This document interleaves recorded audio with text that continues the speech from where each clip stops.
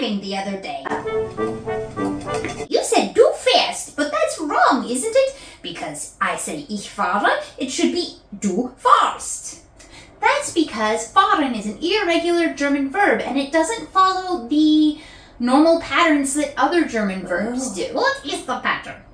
There's no pattern at all. No pattern. How do I remember it? You kind of just have to memorize it. Okay.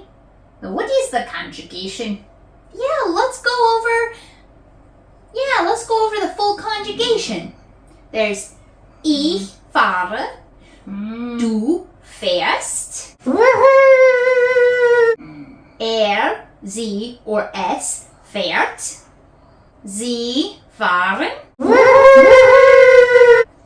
sie fahren, ihr fahrt, Okay, ich fahre. wir fahren. This book is a great place to look up these irregular German verbs, and I am not affiliated with them, but I'm definitely recommending this because it is a lifesaver.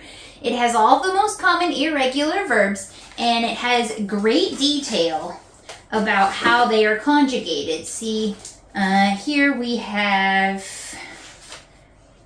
retten, to save or rescue. You have present tense, past tense, future, and you can look it all up in here.